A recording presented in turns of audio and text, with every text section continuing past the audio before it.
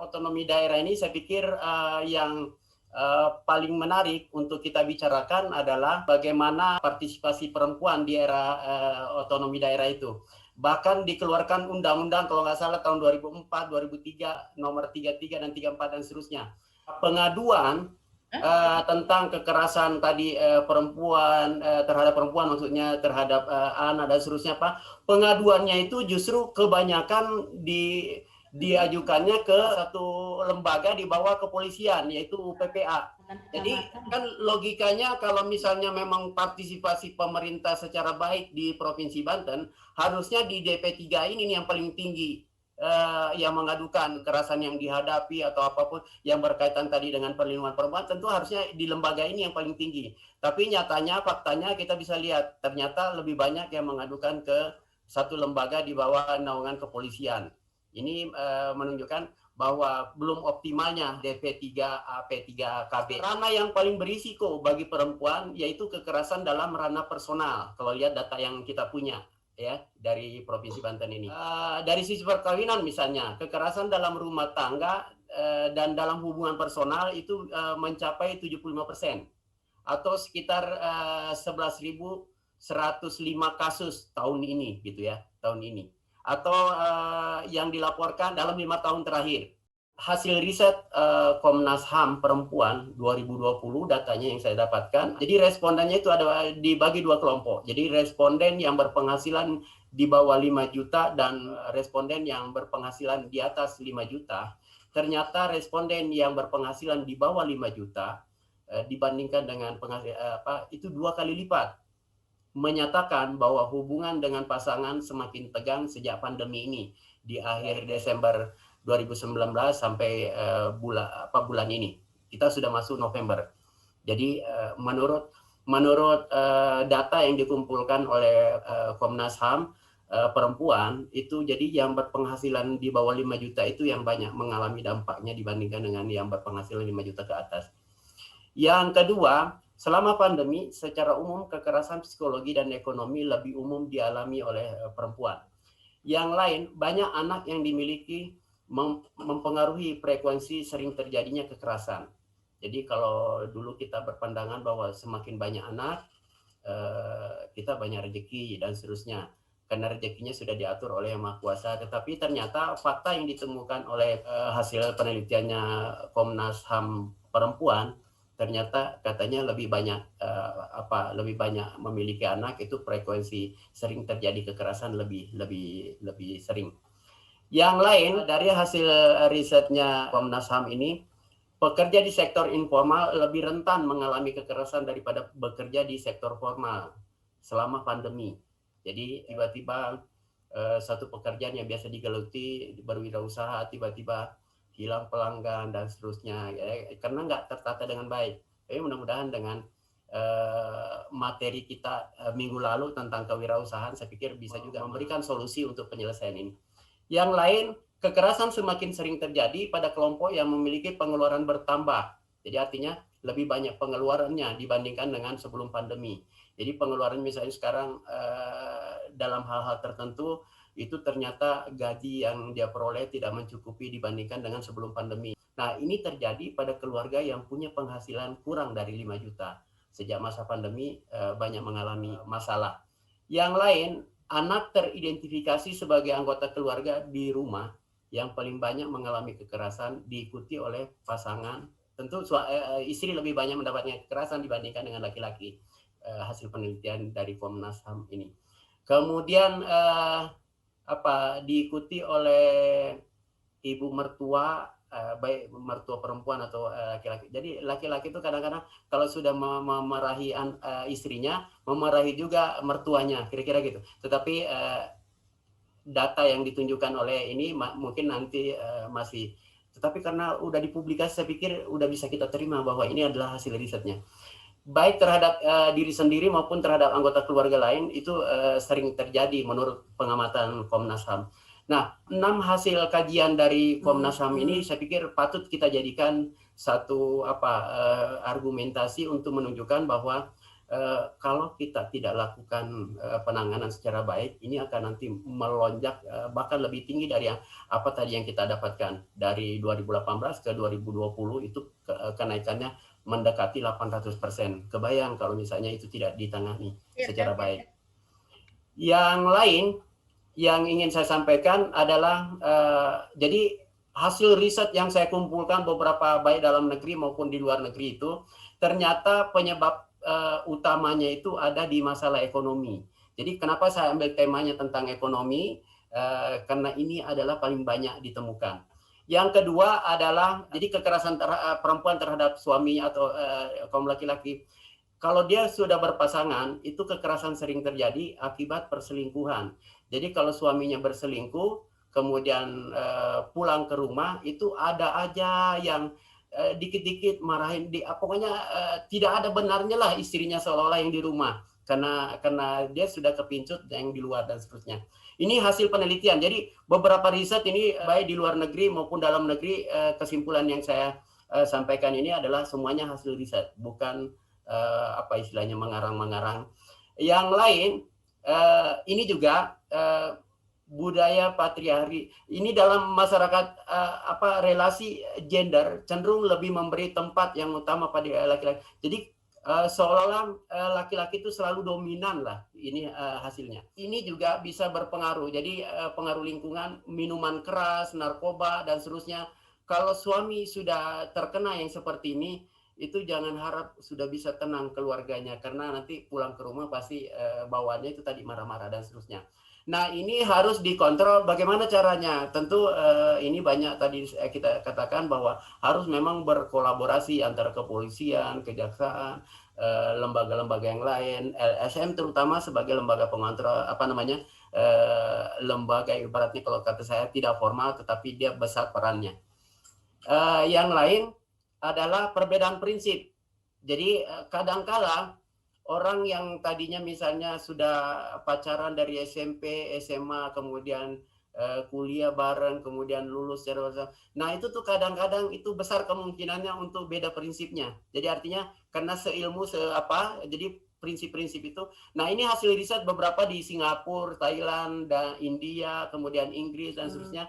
Ini yang kita temukan adanya perbedaan prinsip.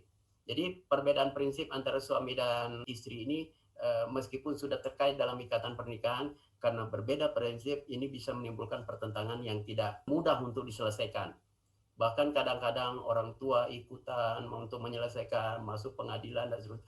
Ini agak susah. Dan yang lain yang ingin saya sampaikan, kalau misalnya saya ditawari misalnya bagaimana menyelesaikannya, tentu kita bisa menganalisa apa yang saya sampaikan tadi.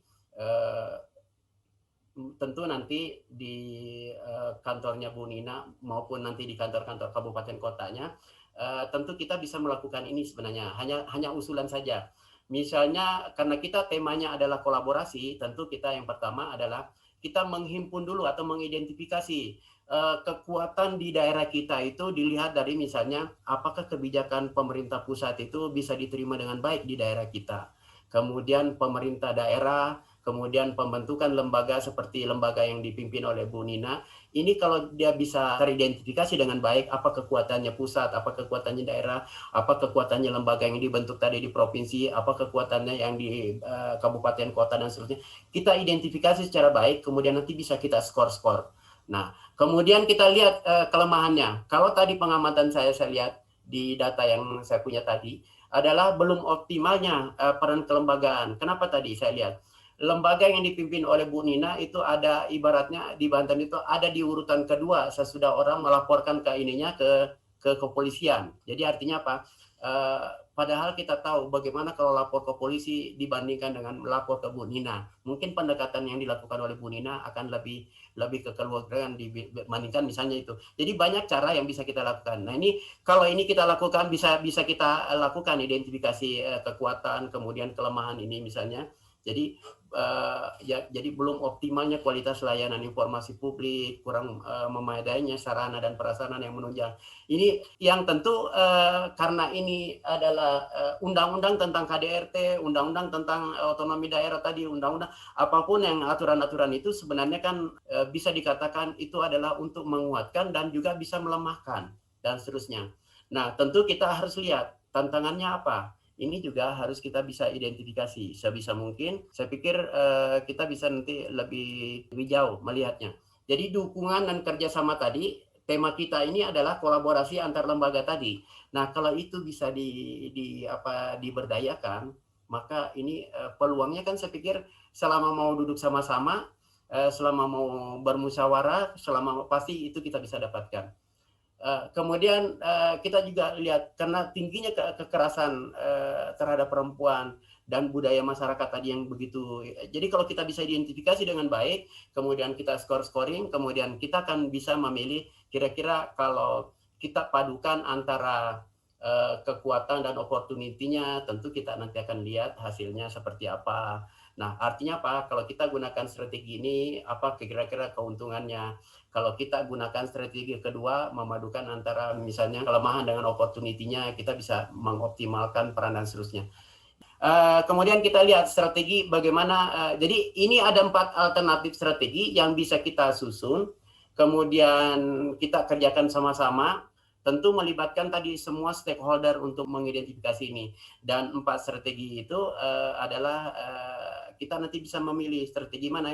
Semua strategi ini bisa dilakukan dengan baik, tetapi nanti kalau menggunakan skala prioritas tentu kita bisa memilih mana yang terbaik, apakah strategi 1 atau strategi 2 atau strategi 3 atau strategi 4. Nah, solusi yang lain yang bisa saya tawarkan adalah akar permasalahannya kan secara garis besar tadi hasil riset dari beberapa negara itu menunjukkan bahwa faktor ekonomi menempati urutan pertama, kemudian yang kedua adalah budaya, dan yang ketiga di negara-negara maju itu biasanya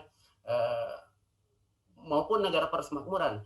Hasil datanya itu menunjukkan bahwa pengaruh lingkungan itu termasuk miras, narkoba, perselingkuhan itu juga termasuk pengaruh lingkungan disebutnya. Kemudian perbedaan prinsip juga itu akibat misalnya istrinya banyak belajar, banyak dengar informasi di TV di mana dan seterusnya, kemudian punya pendapat yang tidak sependapat dengan laki-laki, bisa terjadi. Jadi suami istri bisa berbeda pendapat akibat pengaruh lingkungan tadi.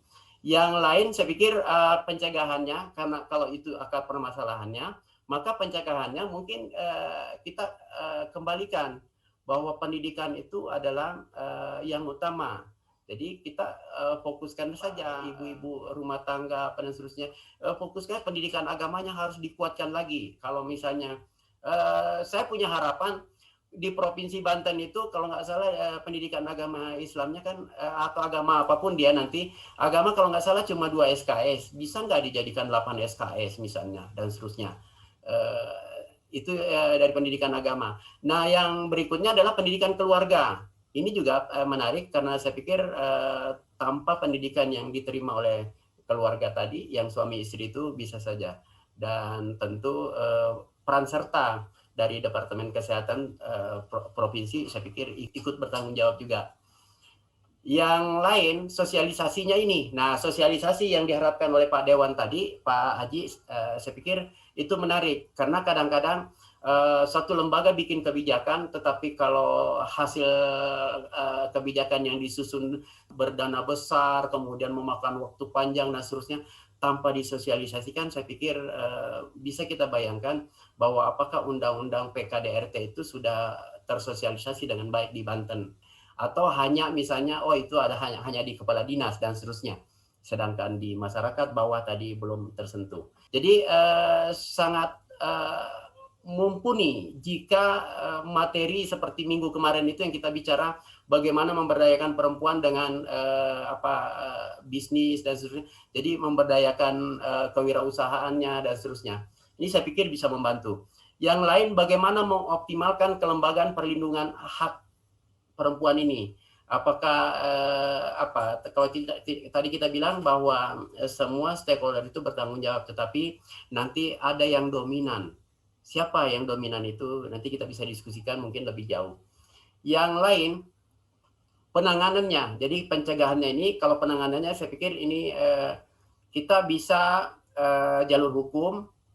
Kalau lembaganya Bu Nina, saya pikir kita tidak masuk ke jalur itu. Kita masuknya ke yang kedua, jadi di luar hukum.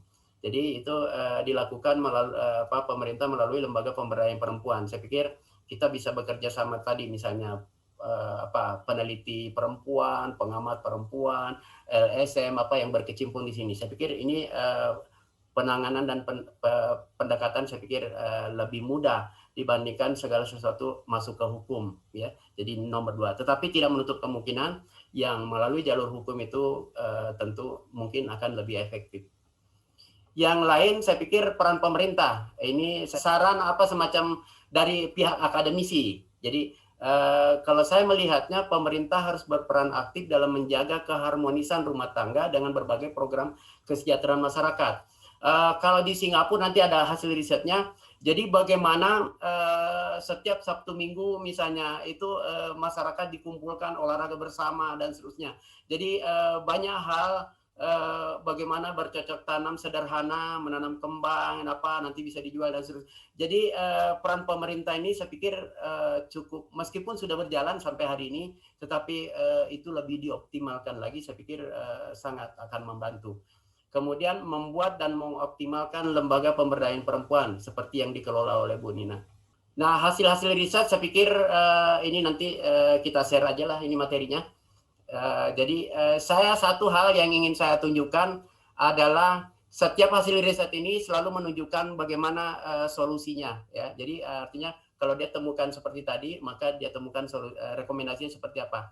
Tetapi saya ingin memperlihatkan perbandingan antara negara Indonesia dengan negara Singapura. Nah ini, jadi di Singapura itu dia punya peraturan, di kita juga punya peraturan, tetapi ada satu pasal yang ditekankan gitu. Kalau di Singapura. Jadi itu konsen aja satu di situ. Kalau kita kan undang-undangnya sudah ada, peraturan daerahnya nanti muncul, peraturan kabupatennya muncul, peraturan muncul, terlalu banyak peraturannya tetapi tidak fokus. Kira-kira gitu perbandingannya. Kemudian pengelolaan kasusnya bisa kita lihat di Singapura seperti apa, di Indonesia seperti apa. Kemudian implementasinya seperti apa. Mungkin hanya itu saja yang ingin saya sampaikan hari ini. Mungkin dalam waktu diskusi, saya pikir waktunya nanti Bu Dewi masih ada materi yang ingin sampaikan. Demikian Bu Emi, atas perhatiannya, terima kasih. Assalamualaikum warahmatullahi wabarakatuh.